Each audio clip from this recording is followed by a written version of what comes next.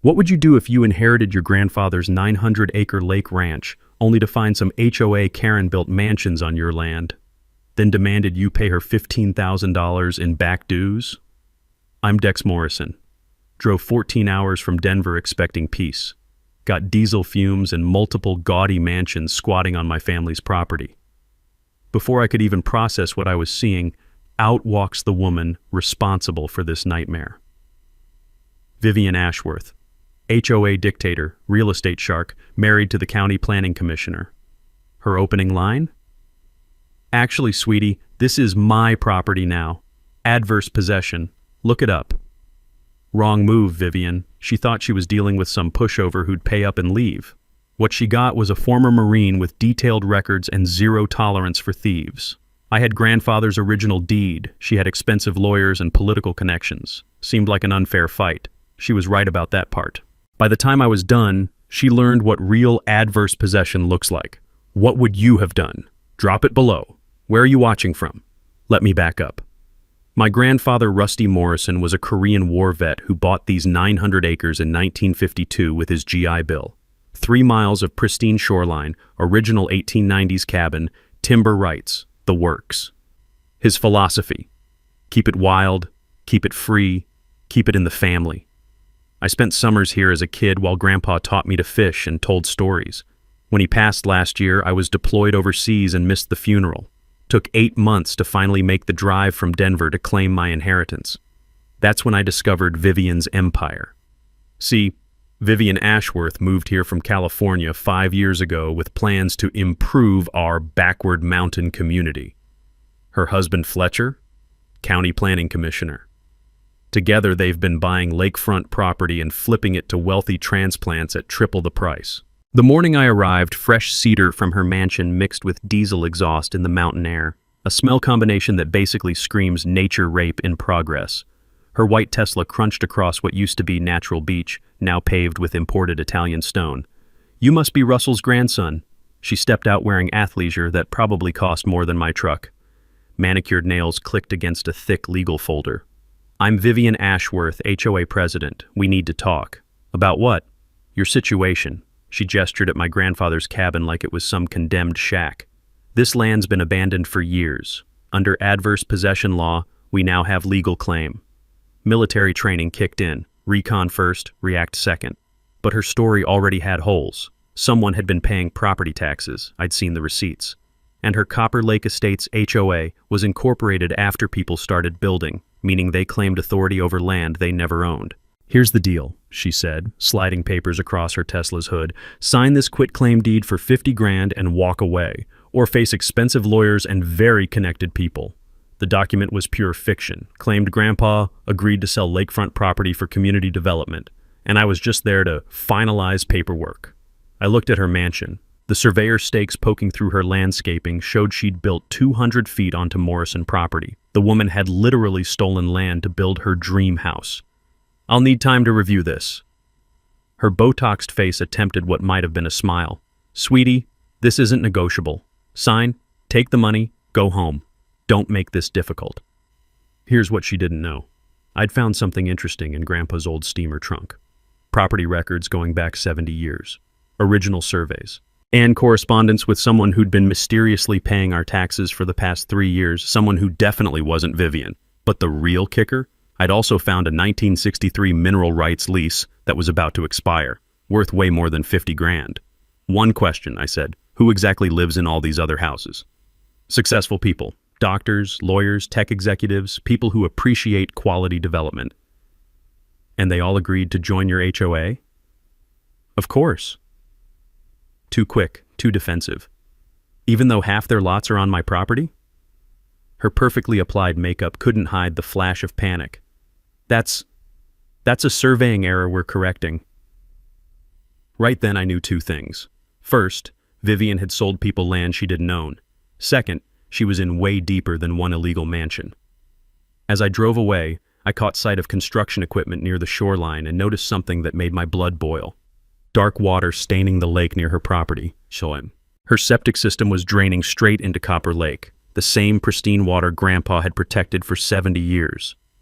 Vivian thought she was dealing with some grief-stricken kid who'd take quick money and disappear.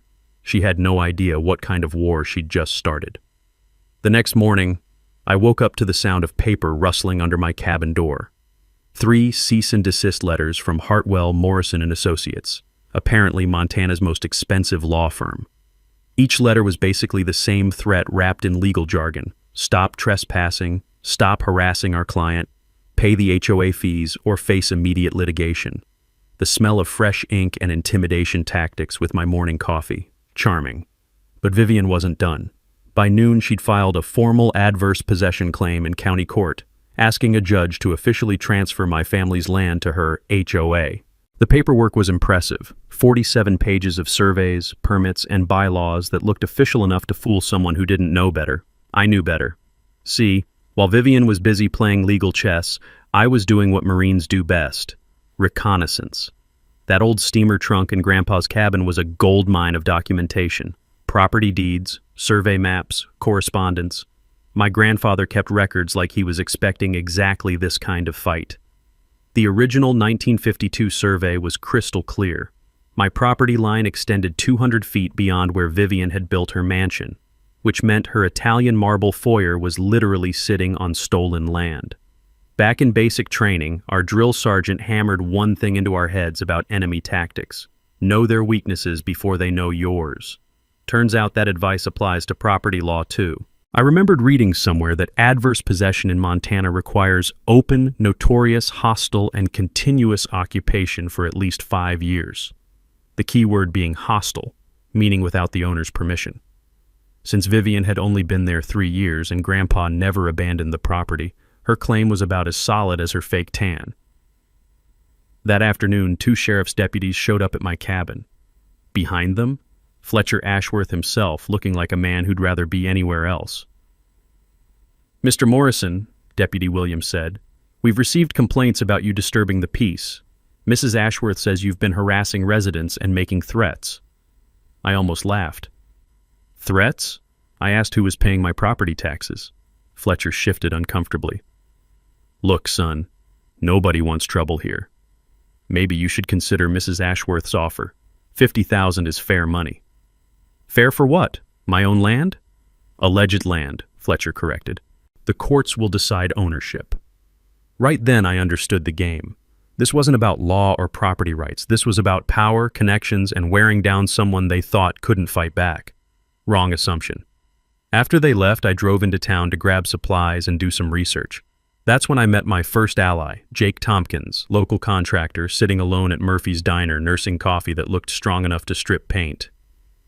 "You're Russell's grandson," he said as I sat down. Not a question. "Word travels fast," Jake snorted. "Word is you're fighting Vivian Ashworth. That makes you either very brave or very stupid." He paused, studying my face. "Though I'm hoping for brave, because that woman owes me 30 grand for electrical work on that mansion of hers." The waitress brought me coffee without asking. Small town efficiency at its finest. Jake leaned forward, lowering his voice. "Here's what you need to know about our HOA queen. She's got a system. Hires local contractors, gets the work done, then finds excuses not to pay. Building code violations, permit issues, quality complaints, always something. Most guys can't afford to fight her lawyers, so they eat the loss." "How many contractors has she stiffed?" "At least a dozen that I know of. Woman's turned theft into an art form." Jake pulled out his phone and showed me photos of Vivian's electrical system. Even with my basic knowledge, I could spot problems everywhere. Overloaded circuits, improper grounding, junction boxes that would make a fire marshal weep. "Why hasn't anyone reported this?" "To who?" "Fletcher runs the building department. They're all golf buddies." That's when Jake dropped the bombshell that changed everything. But here's the kicker. I was doing foundation work near the shoreline and found something that'll cook her goose. That fancy septic system, it's completely fake.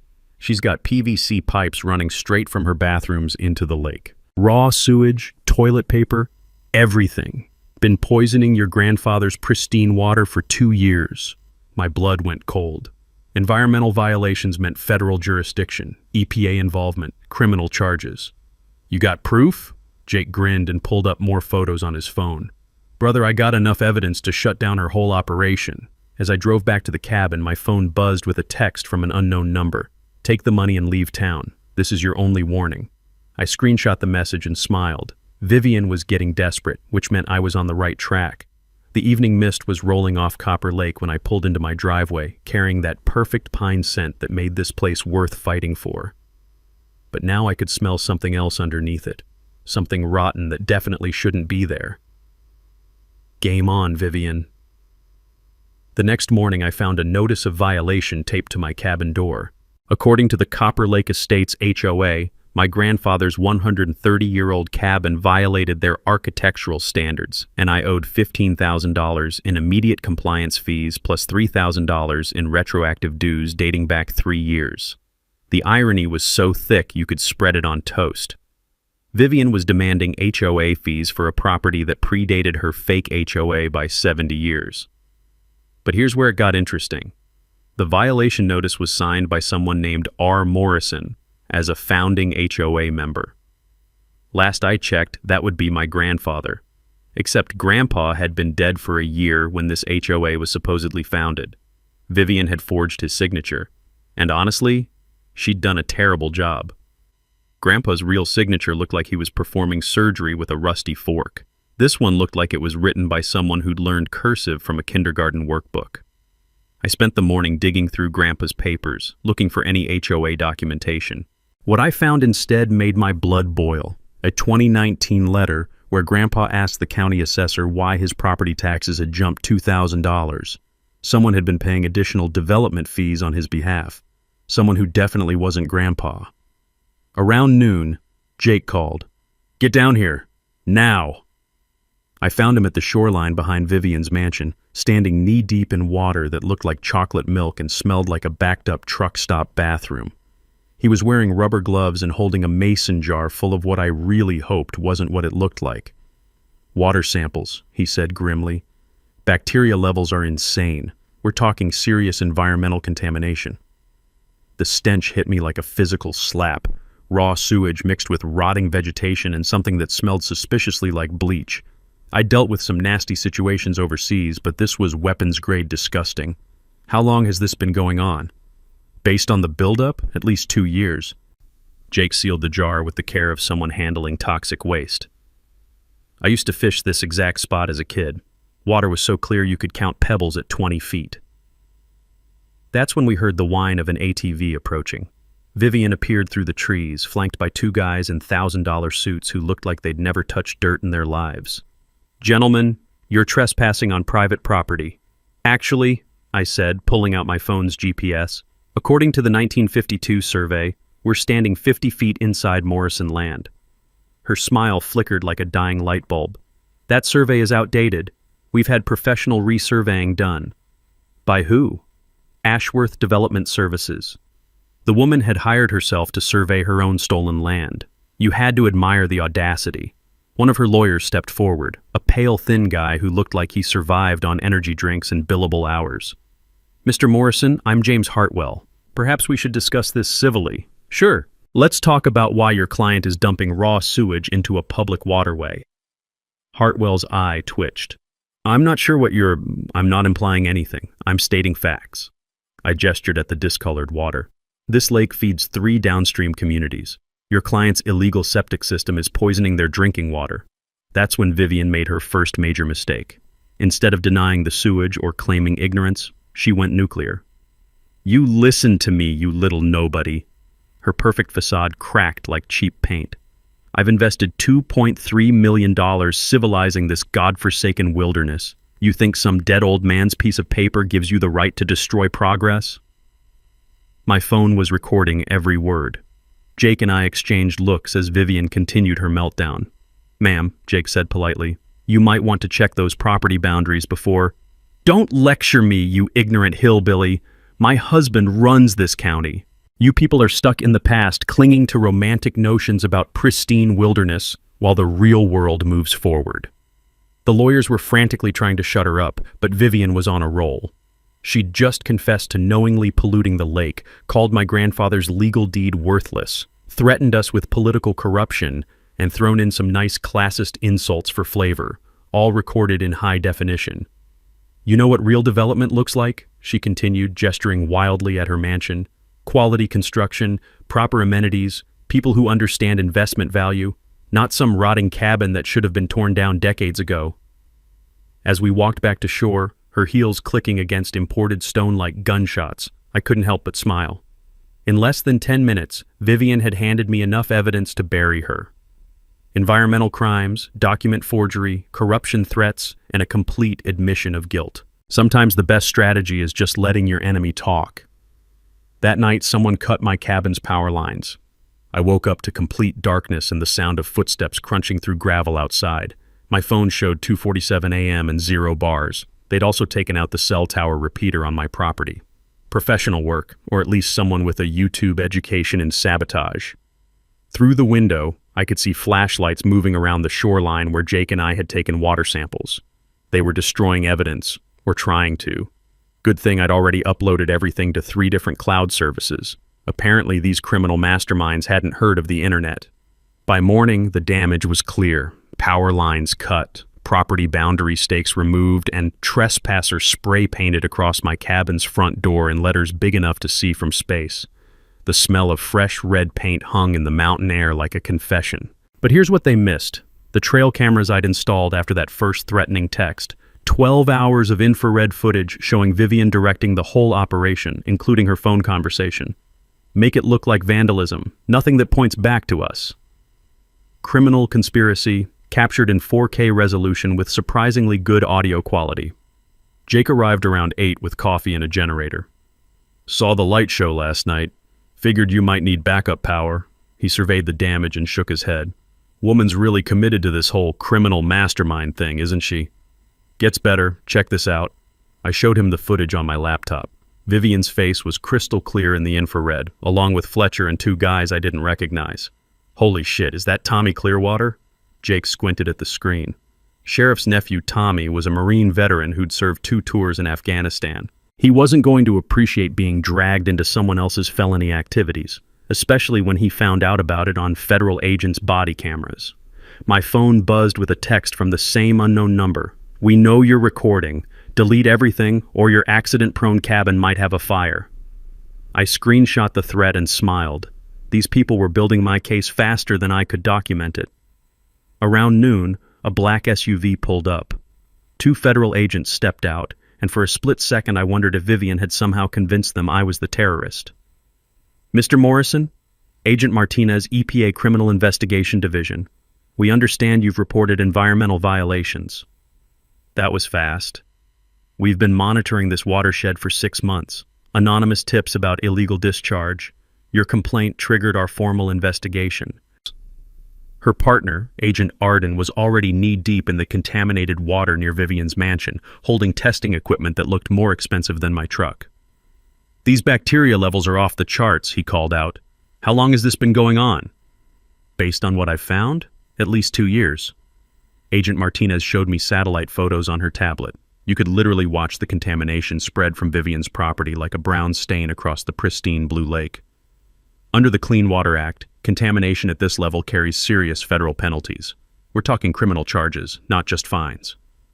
That's when Agent Arden made a discovery that changed everything. He held up a piece of PVC pipe with chemical residue that made my eyes water from 10 feet away. This isn't just raw sewage. Someone's been dumping industrial cleaning agents directly into the lake, probably trying to mask the bacterial contamination with bleach. I'd encountered similar chemical cocktails during hazmat training. This wasn't accidental overflow from a broken septic system. This was deliberate environmental poisoning, someone actively trying to hide evidence of their crimes by creating new crimes. Ma'am, Agent Arden continued, we're looking at potential felony charges, knowingly discharging pollutants, falsifying environmental reports, conspiracy. Ms. Ashworth could be facing serious federal time. Right on cue, Vivian's Tesla came screaming down the access road like a bat out of hell, spraying gravel in every direction. She jumped out wearing designer athleisure, but with the wild-eyed look of someone whose perfect world was imploding in real time. What is this? Who authorized federal agents on my property? Ma'am, we're on Morrison property, Agent Martinez said with the kind of professional calm that comes from dealing with environmental criminals all day. And we have a federal warrant. This is harassment. My husband will have your badges. Agent Arden looked up from his chemical analysis. Your husband Fletcher Ashworth? The planning commissioner? He's next on our interview list. Seems he signed permits for septic systems that were never actually built. The sound Vivian made could best be described as a designer tea kettle having a nervous breakdown. As the agents continued collecting evidence, I noticed how eerily quiet the lake had become. No birds, no fish jumping, no insects buzzing. Even nature was holding its breath.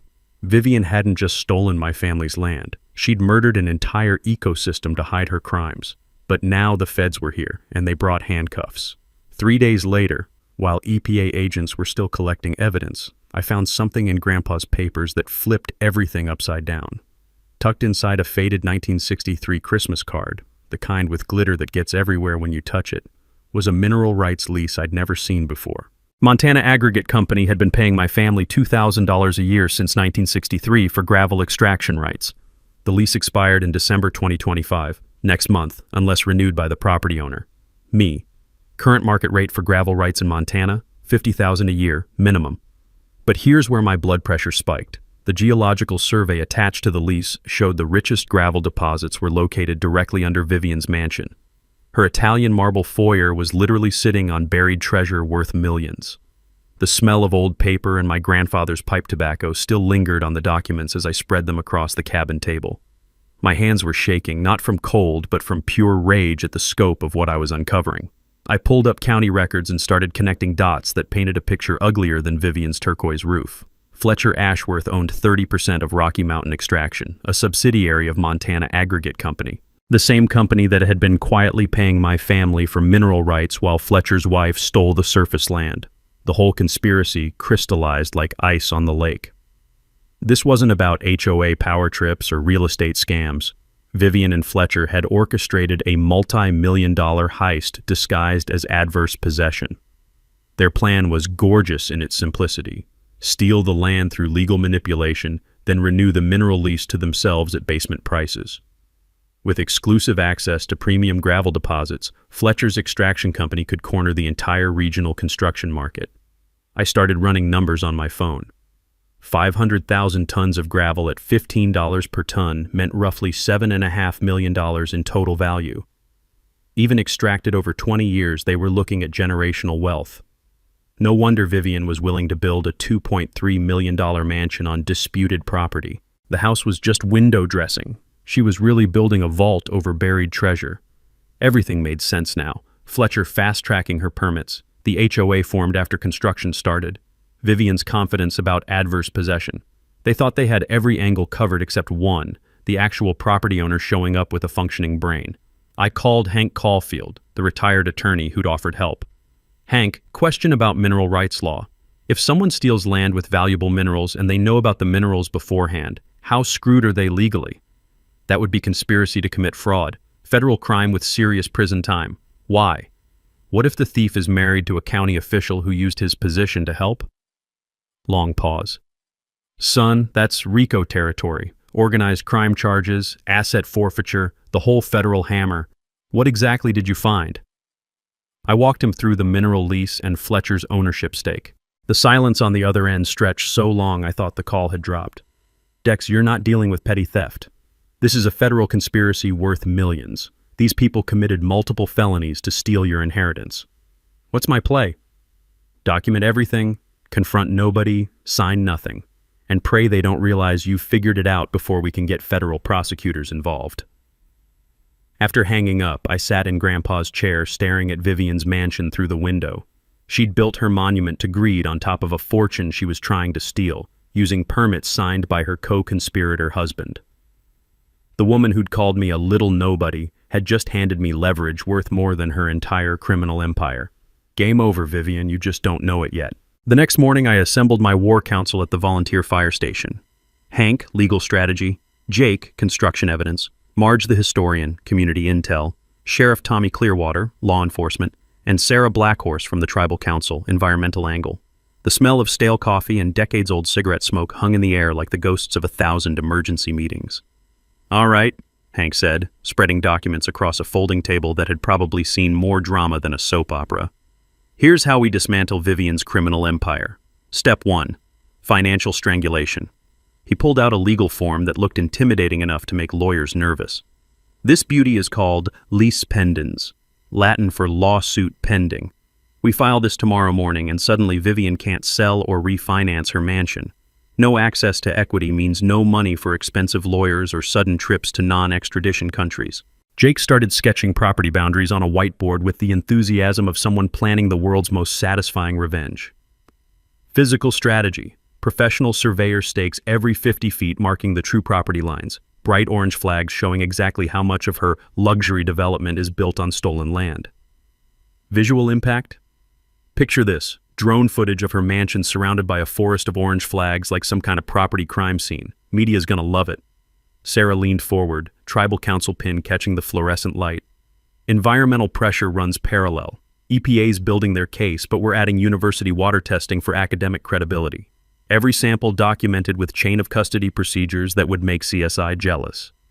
The math was beautiful in its brutality. 2 years of pollution at $37,500 per day meant Vivian was looking at over $27 million in potential environmental fines before we even got to the criminal charges. Marge, taking notes in handwriting that belonged in the Smithsonian, spoke up with the quiet authority of someone who'd organized church potlucks that could feed armies. Community mobilization. Copper Lake Heritage Day this Saturday. Food trucks, live music, historical displays. Right smack in the middle of Morrison property. How's that help? 300 witnesses watching us install boundary markers. News crews getting feel-good environmental stories. Politicians desperate to look green. Creates a situation where Vivian looks like the villain for trying to shut down a community celebration. Tommy Clearwater had been quietly listening, but now he leaned back with the kind of predatory smile that meant someone was about to learn why you don't mess with Marine veterans who become sheriffs. Here's your Christmas present. Building department red-tagged her mansion this morning. Turns out all that electrical work Jake documented, none of it was properly permitted. Place is legally uninhabitable. She can't live there? Not without violating about 12 different safety codes. Insurance is void, mortgage company's been notified, and Fletcher's trying to fix it, but 3 federal agents asking about permit fraud makes county employees suddenly very careful about paperwork. Jake pulled up photos on his tablet, grinning like someone who'd just found the crown jewels in a garage sale. Woman's been living in a $2 million fire hazard, overloaded circuits, improper grounding, septic lines that wouldn't pass inspection at a trailer park. Something clicked in my mind from my electrical training days. In Montana, property owners are liable for all construction defects, even contractor work. Since Vivian had stiffed most of her workers, she couldn't even blame anyone else for the violations. She'd screwed herself with her own cheapness. Sarah spread out a watershed map that looked like a medical diagram of a dying patient. Tribal angle adds federal treaty violations. Her pollution killed fish populations we've harvested since 1855. Any development affecting tribal fishing rights requires federal consultation under the Hellgate Treaty. More federal charges? Hank's eyes lit up like he'd just discovered buried treasure. These people are getting buried under so many violations they'll need archaeologists to dig them out. We spent 2 hours coordinating the perfect storm. Media interviews Friday, professional surveying Saturday morning, water testing timed with festival coverage, legal filings creating a paper avalanche that would bury Vivian's lawyers in billable hours. Psychological warfare, I added. Every legal filing, every boundary marker, every news interview sends one message. We have evidence, we have community support, and we're not going anywhere. The beauty was its multiple pressure points hitting simultaneously. Legal attacks on property theft, environmental crimes, building violations, and federal conspiracy, community pressure through the Heritage Festival, media pressure through environmental stories, financial pressure through the list pendants freezing her assets. What if she tries to disrupt the festival? Marge asked. Tommy's smile got downright predatory. She shows up causing trouble at a permitted community event with 300 witnesses and live TV coverage? Please. I've been hoping she'd do something that stupid. As we packed up evidence files and battle plans, the late afternoon sun slanted through dusty windows, casting long shadows across our strategy documents. Saturday was 3 days away. Time to spring the trap. Thursday night, I woke up to the sound of breaking glass and the acrid smell of gasoline. Someone had thrown a Molotov cocktail through my cabin window, except they'd apparently learned arson techniques from YouTube because it landed in the metal sink and fizzled out like a wet firecracker. The note tied to the bottle was more threatening than the actual bomb. Last warning, leave now or next time we won't miss. I called Tommy Clearwater, who arrived 20 minutes later with a crime scene kit and the kind of professional calm that comes from dealing with amateur criminals. Motion-activated cameras catch anything? Everything. I pulled up the footage on my laptop. Vivian's Tesla pulling up at 2 a.m., Fletcher in the passenger seat, both of them wearing dark clothes like they were auditioning for the world's worst heist movie. Attempted arson, criminal threats, conspiracy. Tommy bagged the evidence with latex gloves. Federal agents are gonna love this. Nothing says we're guilty, quite like trying to burn down the witness. But Vivian wasn't done making terrible decisions. Friday morning, she held a press conference outside the county courthouse, flanked by her expensive lawyers and looking like someone who'd discovered the internet was posting unflattering photos of her. This is a coordinated attack on property rights by environmental extremists and outside agitators, she declared to the 3 local reporters who'd shown up. My family has invested millions in improving this community, only to face harassment and intimidation from people who want to keep Montana in the dark ages. The irony was so thick you could mine it for minerals. The woman who'd moved here from California was calling me an outside agitator for inheriting my grandfather's land. But here's where her media strategy backfired spectacularly. One of the reporters was Amanda Arden from the Missoula Environmental Desk, who'd been following the lake pollution story for weeks. Mrs. Ashworth, how do you respond to EPA findings that your property has been illegally discharging raw sewage into Copper Lake for over 2 years? Vivian's perfectly applied makeup couldn't hide the flash of panic. Those are preliminary findings based on bias testing by people with an agenda. The testing was done by federal agents using EPA-certified equipment. Well, if there are any violations, they're minor technical issues that we're addressing. Amanda pulled out her tablet. According to the EPA report, bacteria levels near your property are 800% above safe limits. Fish populations have collapsed throughout this section of the lake. How is mass environmental destruction a minor technical issue? That's when Vivian made the mistake that would end up on every news broadcast in Montana. Instead of deflecting or claiming ignorance, she went full villain mode. You people act like this lake was some pristine paradise before we arrived. It was nothing, just stagnant water surrounded by worthless scrubland. We brought civilization, jobs, economic development. Sometimes progress requires short-term sacrifices for long-term benefits. The sound of jaws dropping was audible. She'd just admitted to knowingly destroying the environment for profit on camera in front of 3 reporters and 2 federal agents who'd shown up to serve more warrants. By Friday afternoon, the video had gone viral on social media with captions like, HOA, Karen admits to environmental terrorism, and Rich Lady thinks lakes are nothing. The comment sections were brutal enough to make a Marine drill sergeant blush, but Vivian's legal problems were just getting started. Around 3 p.m., a convoy of federal vehicles pulled up to her mansion like they were serving warrants on a drug cartel. FBI, EPA Criminal Investigation Division, IRS, and U.S. Marshals. Basically every federal agency that enjoys ruining white-collar criminals' weekends. I watched from my cabin as agents carried out box after box of evidence. Financial records, construction documents, computer hard drives, even her cell phone. The woman who'd threatened to sue me into oblivion was now watching her entire life get loaded into federal evidence bags.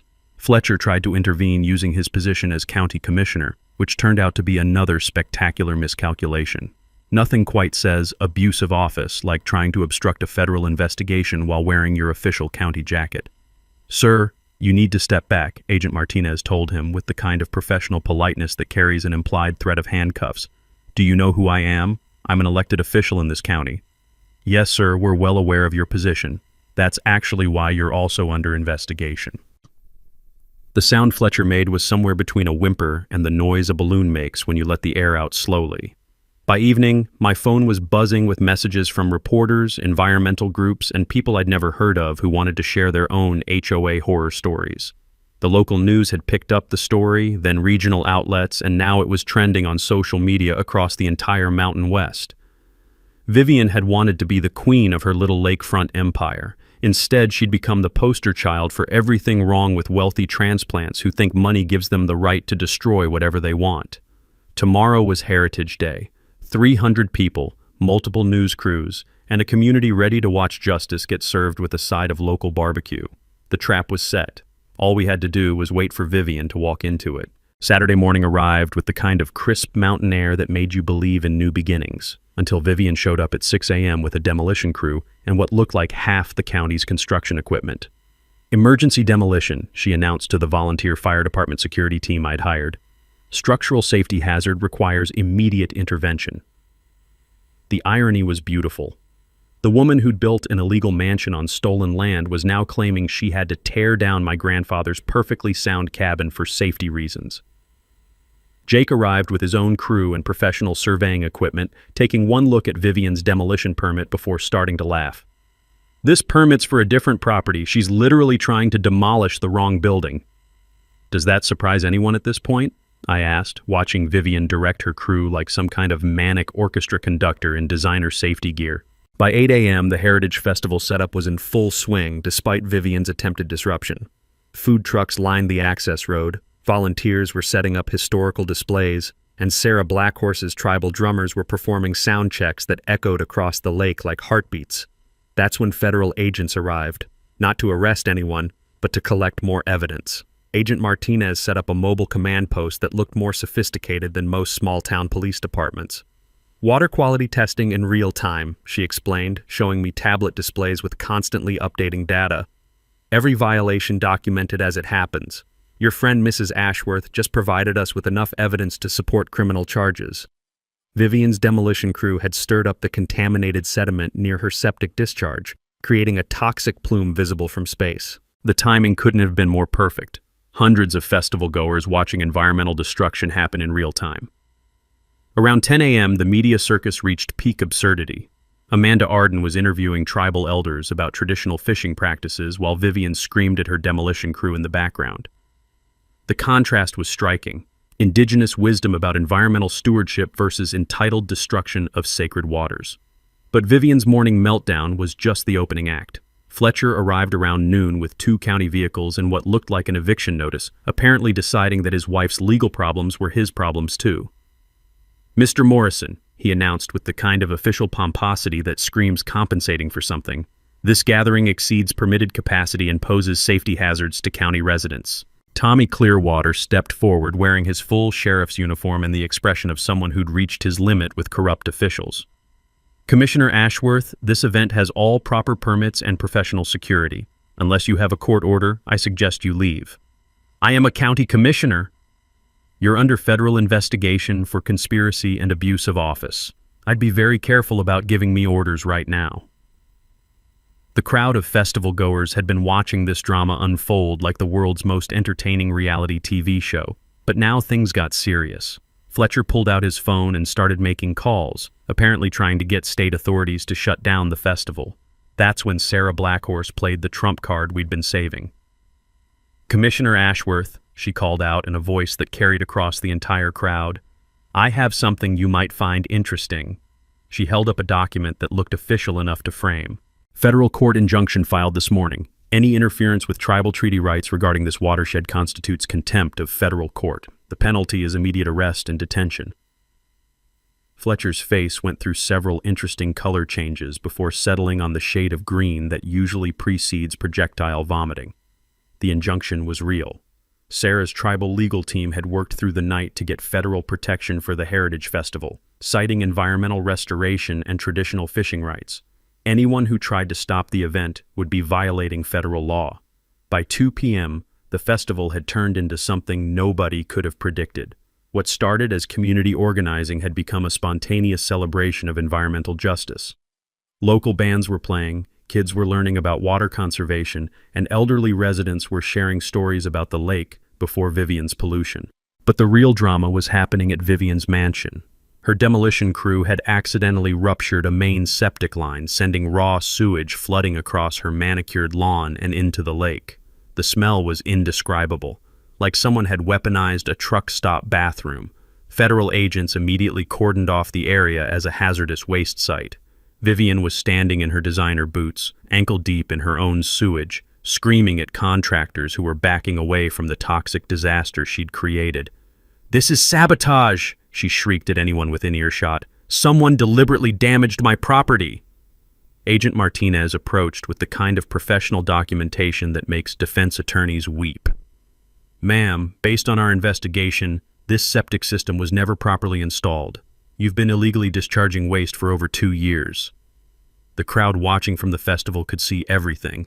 Vivian's mansion surrounded by hazmat tape, federal agents in protective gear, and sewage flowing into the lake she'd claimed to be improving.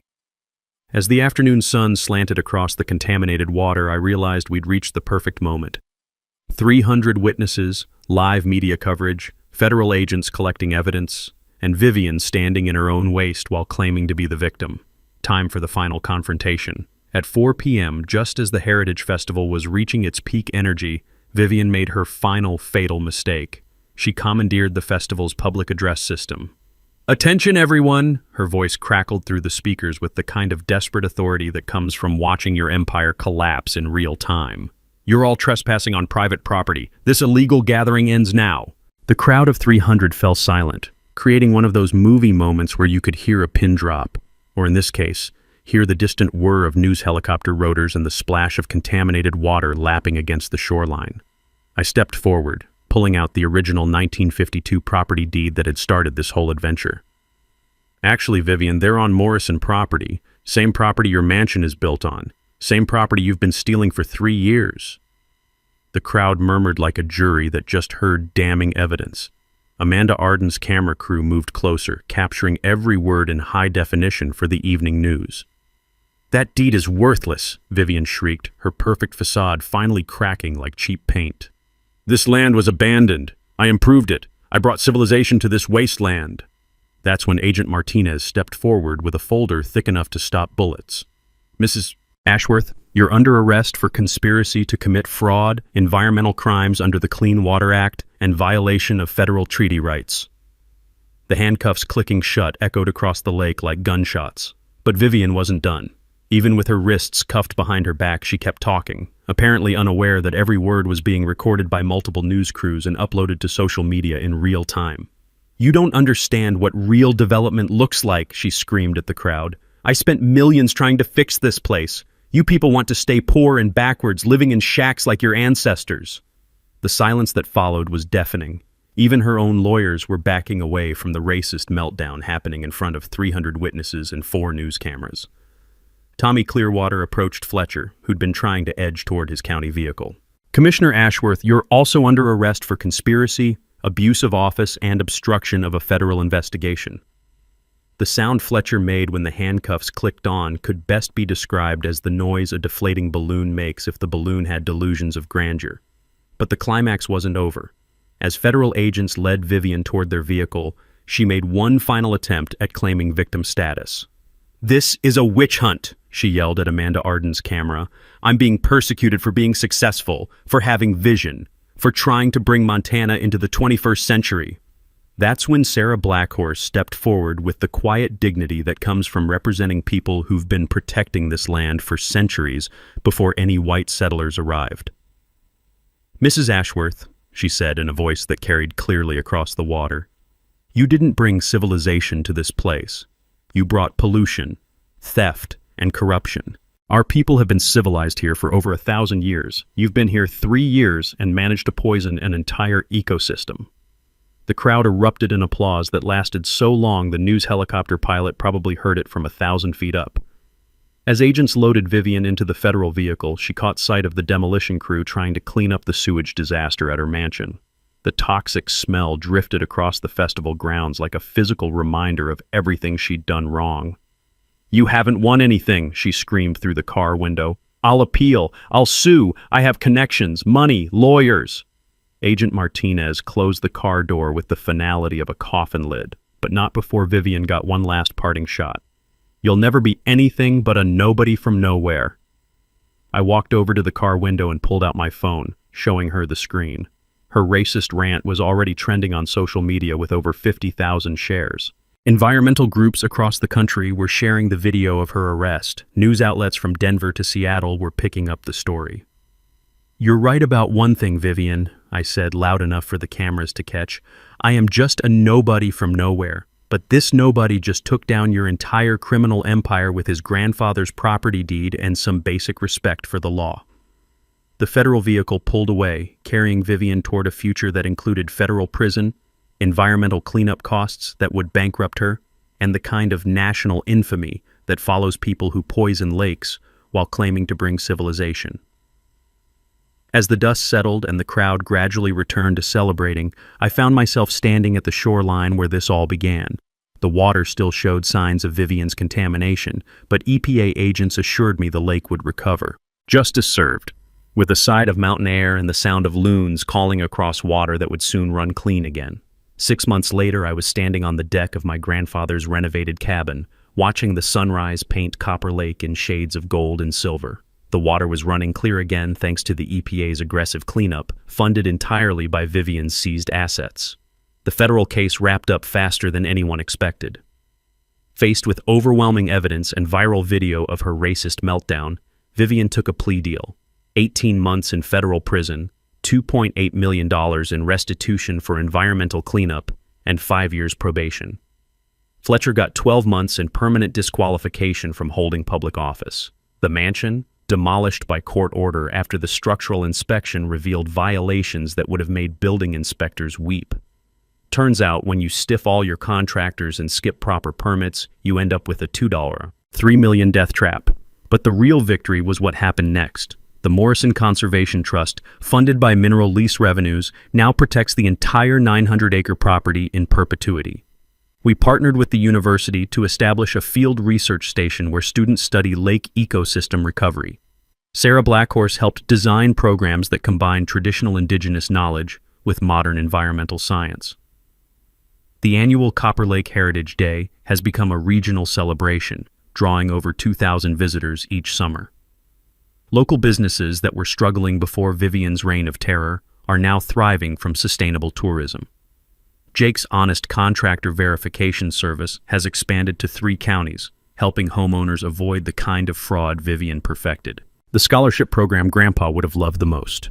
Every year, the trust funds 3 full-ride college scholarships for local kids studying environmental science, sustainable development, or trades that help communities thrive without destroying their natural resources.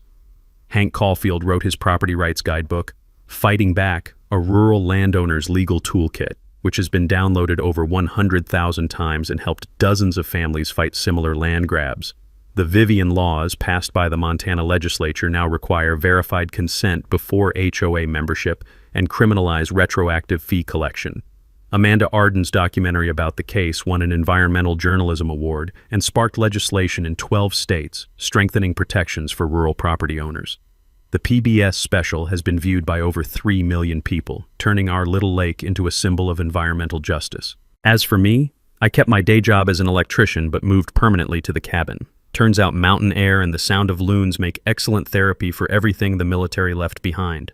I've become the Conservation Trust's full-time manager, splitting my time between environmental education and making sure no future Vivians get their claws into our community.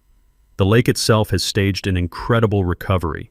Fish populations are back to healthy levels, water clarity has improved dramatically, and the federal environmental disaster designation was lifted ahead of schedule. Scientists are using our cleanup as a model for similar restoration projects across the country. Last month, I got a letter from Vivian in federal prison. She's apparently found religion and wanted to apologize for any misunderstandings about the property situation. The letter included a request for a character reference for her parole hearing. I wrote back with a single line: "Adverse possession works both ways. I'm now in possession of your former life, and I'm using it to protect everything you tried to destroy." The letter came back marked "Return to Sender." Every morning, I sit on the deck with coffee and read Grandpa's letters while watching the sunrise over water that runs clean and clear again. His favorite phrase was, "Keep it wild, keep it free, keep it in the family." And that's exactly what we've done. Except now, family includes everyone who loves this place enough to protect it. The Conservation Trust ensures that no future developers, HOA tyrants, or environmental criminals can touch this land. It will stay wild and free forever, supporting research, education, and community celebration for generations to come. Sometimes the best revenge is building something so beautiful and permanent that your enemy's destruction becomes the foundation for lasting good. Share your own HOA nightmare stories in the comments. You might be next week's episode. And subscribe for more David vs. Goliath victories where the good guys actually win. The loons are calling across pristine water, and justice sounds a lot like home.